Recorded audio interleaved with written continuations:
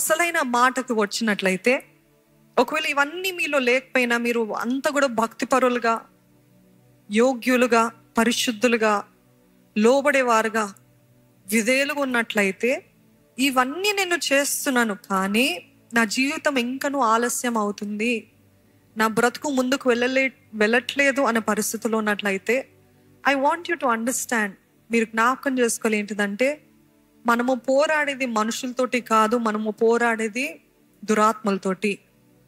ఎందుకు దాన్ని ఒక ఆత్మ అన్నారు? It is called a spirit of delay. తెలుసా అండి? ఈ ఆలస్యం వెనకాల ఒక ఆత్మ ఉందని నమ్ముతున్నారా? నమ్మరు. చాలా మందికి అర్థం కాదు. నా జీవితం ఇంత ఆలస్యం అవుతుందంటే దీనికి వెనకాల కారణం, నేను ఎంత భక్తి గుణ ఆలస్యం అవుతుంది, ఎంత గట్టిగా దేవుని వాక్యాన్ని పట్టుకున్న ఆలస్యం అవుతుంది. నన్ను నేను సరి చేసుకుంటున్నా. 1 సంవత్సరం సరి చేసుకున్నారండి. 1 సంవత్సరం అంతా దేవుడు చెక్కుతూ ఉన్నాడు, సరి చేస్తున్నాడు, ప్రూవ్ చేస్తున్నాడు. వండర్ఫుల్. నేను నాలో ఎంతో మార్పు వచ్చింది అని అనుకుంటారు. కానీ 2nd ఇయర్ అయింది, 3rd ఇయర్ అయింది, మరి ఏం కార్యం జరగట్లేదు. Why is it? నేను పరిశుద్ధంగానే ఉన్నాను, పవిత్రంగానే ఉన్నాను. నాకు సాయశక్తుల నా మనస్సాక్షి బయలుపరిచినంత వరకు నేను ఎక్కడ పాపం చేయట్లేదని మీరు తెలుసుకున్నట్లయితే, మీరు జ్ఞాపకం చేసుకుని ఏంటిదంటే, మీరు పోరాడేది ఆలస్యం అనే ఆత్మ. ఏంటది? The spirit of delay, the spirit of అంతా కూడా లేట్ అయిపోవడం మీ జీవితంలో. దానికి కారణము, దానికి ఆధారము చూపిమంటారా? దానియేలు గ్రంథము, మనందరికీ తెలిసిన వచనం అనుకుంటున్నాను. దానియేలు గ్రంథము 10వ అధ్యాయము 12 నుండి 14 వచనాలు చదువుకుందామండి. దానియేలు 10వ అధ్యాయము 12 నుండి 14. అప్పుడు అతడు, దానియేలు, భయపడకుము, నీవు తెలుసుకొనవలెనని నీ మనసును అప్పగించి దేవుని ఎదుట నిన్ను తగ్గించుకొనిన ఆ మొదటి దినము మొదలుకొని నీవు చెప్పిన మాటలు వినబడినవి కనుక నీ మాటలను బట్టి నేను వచ్చి తిని. పారసీకుల రాజ్యాధిపతి 21 దినములు నన్ను ఎదిరించెను.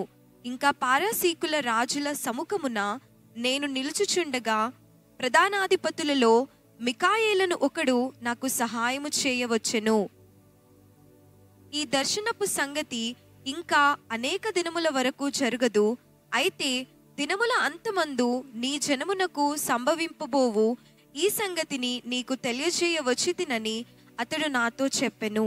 ఇక్కడ అర్థమవుతుందా అండి? ఇక్కడ పారసీకుల రాజ్యాధిపతి ఎవరో అంటే నిజముగా లిటరల్ గా భౌతికంగా కనిపించే కింగ్ ఆఫ్ పర్షియా కాదండి. ఇక్కడ పారసీకుల రాజ్యాధిపతి అని అంటే అదొక ఆత్మ. మిఖాయిల్తో పోరాడుతున్నాడు. ఏంటి పోరాడుతున్నాడు? జవాబు వచ్చిందా లేదా దేవుని దగ్గర నుండి? జవాబు వచ్చింది, సమాధానం వచ్చింది. నువ్వు దానియేలు భయపడకు, నువ్వు తగ్గించుకున్న ఆ మొదటి దినము నువ్వు చెప్పిన మాటలు వినబడినవి కనుక నీ మాటలను బట్టి నేను వచ్చాను. ఇది ఎవరు చెప్తున్నారండి? దేవుడు తన దూతను పంపించి చెప్తున్నాడు. అంటే the first day that you have prayed. ఎంతో మంది ఫాస్టింగ్ ఉంటారు, ఉపవాసం ఉంటారు. నిజంగా తగ్గించుకొని విరిగి నలిగిన హృదయముతో ఆయన సన్నిధిలో ఆయన పాదాలు పట్టుకున్నట్లయితే, ఎందుకంటే దేవుడు కఠినస్తుడు కాదండి. ఆహాబు లాంటి ఘోర పాపియే ఒక రోజంతా దేవుడు తన శాసనాన్ని చెప్పినప్పుడు, తీర్పుని చెప్పినప్పుడు, ఇంకా నువ్వు చచ్చిపోతావు, భయంకరమైన చావు నీది అన్నప్పుడు, అంత భయంకరమైన పాపి అయిన ఆహాబు రాజు గోనె సంచి కట్టుకొని రాత్రంతా దొర్లుతూ మొరపెడుతూ కన్నీరు విడుస్తే, అంత ఘోరాతి ఘోరమైన రాజుని కూడా దేవుడు ఏం చేస్తాడంటే క్షమించి కనికరించి నూతన అవకాశం ఇచ్చాడు. సో ఈరోజు మీరు నేను ఎంత మొరపెట్టినా నా జీవితంలో కార్యము జరగట్లేదు ఏంటిది అని అంటే, దేవుడు ఇక్కడ అంటున్నాడు చూడండి, నువ్వు ప్రార్థన చేసిన మొదటి దినమునే నేను చూశాను, నువ్వు ప్రార్థన చేసిన మొదటి దినమునే నేను విన్నాను, జవాబును కూడా ఇచ్చాను. కానీ ఆ పారసీకుల రాజ్యాధిపతి, the king of Persia is not a man here but the spirit. వాయుమండల అధిపతులు, ద టెరిటోరియల్ స్పిరిట్స్ అంటారు కదండి, ఒక టెరిటరీ, ఆ రాజ్యాధిపతి నన్ను అడ్డగించాను. Now you understand. ఒకవేళ మీ జీవితంలో అన్ని సక్రమంగా ఉండి కానీ ఏమి జరగట్లేదు ఏంటంటే నా ప్రార్థనలు, మీ ప్రార్థనలు వినబడక కాదు, కానీ ఆత్మ, ఈ ఆలస్యము చేసే ఆత్మ ఎదుర్కొంటున్నాడు దేవుడిచ్చిన సమాధానాన్ని. దేవుడిచ్చిన దీవెన, దేవుడిచ్చిన వాక్కు, ఆయన వాక్యం ఒక్కసారి వచ్చింది అనుకోండి, అది మరలక, అది తన కార్యం జరిగించక మరలా ఆయన దగ్గరికి పోదు అని ఆయన వాక్యం తెలియజేస్తుంది. అవునా? అయితే అట్లాంటి పరిస్థితిలో ఇక్కడ ఈ రాజు అంటే ఈ ఆత్మ ఎదుర్కొంటుంది. ఇంకో వచనం చూపిస్తాను. తెస్సలోనికి రాసిన మొదటి పత్రిక 2వ అధ్యాయము 17-18 వచనాలు. సహోదరులారా, మేము శరీరమును బట్టి కొద్ది కాలము మిమ్మును ఎడబాసియున్నను, మనసును బట్టి మీ దగ్గరగా ఉండి మిగుల ఆపేక్షతో మీ ముఖము చూడవలెనని మరి ఎక్కువగా ప్రయత్నము చేసితిమి. కాబట్టి మేము మీ యొద్దకు రావలెనని యుంటిమి.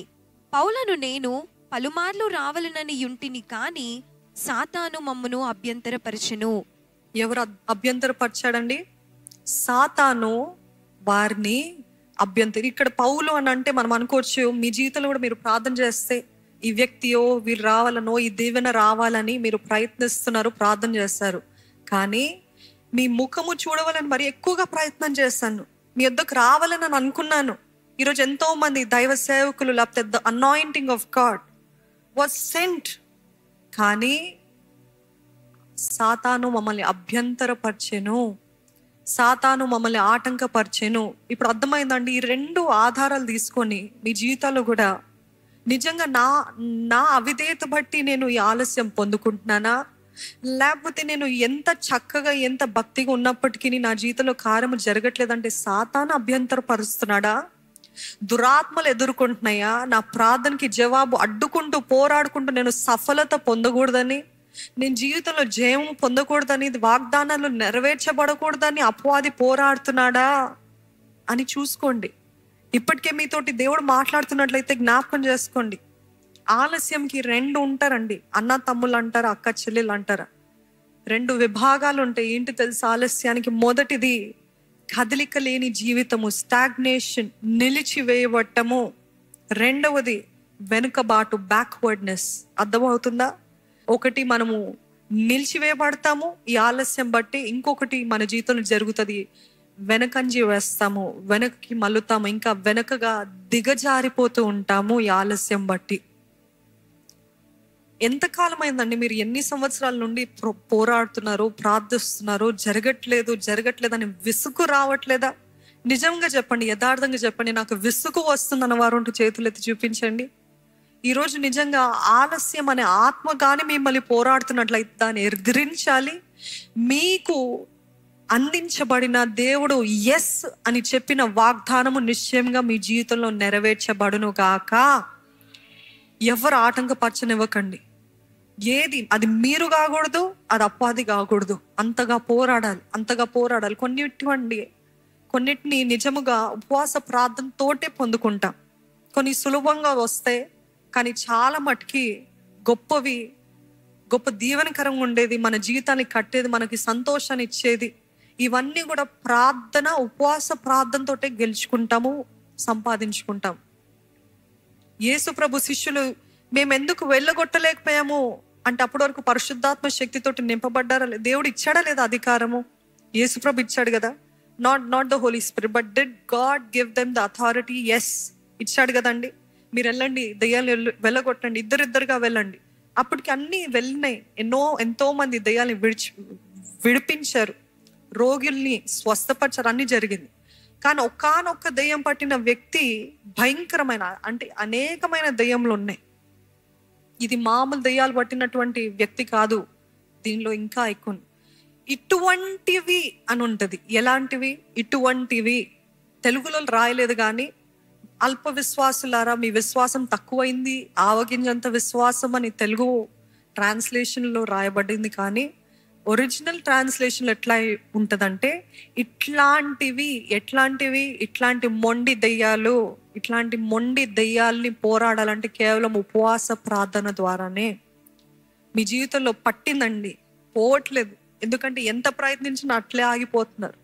ఎంత ముందుకు వెళ్దామనుకున్నా ఇంకా వెనకంజి వేస్తున్నారు. కానీ అంటే వెనుకకి లాగుతుంది కానీ ముందుకు వెళ్ళలేని పరిస్థితులు. అంటే మీరు జ్ఞాపకం చేసుకోవాలి, అన్ని విషయాలు ఆశీర్వాదం పొందారు కానీ ఒక్క విషయంలో మాత్రం ఆగిపోయారు. అంటే ఇటువంటివి దేంతో పోతే? ఉపవాస ప్రార్థన ద్వారానే ఇవి వెళ్ళగొట్టగలరు. వెళ్ళగొట్టగలుగుతారు.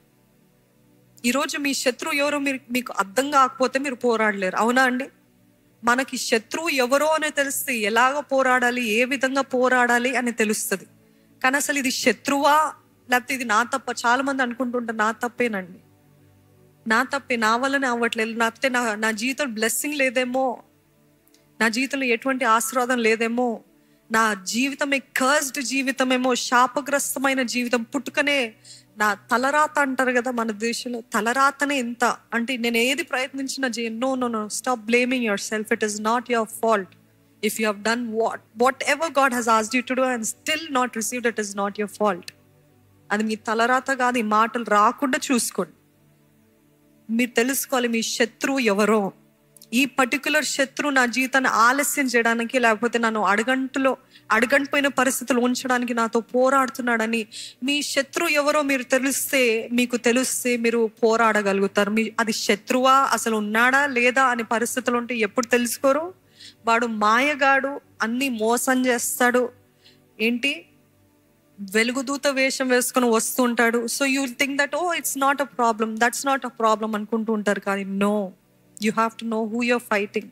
Are you fighting the spirit of delay in your life? మీ జీవితంలో ఆలస్యం అనే ఆత్మతో పోరాడుతున్నారో గుర్తించుకోండి.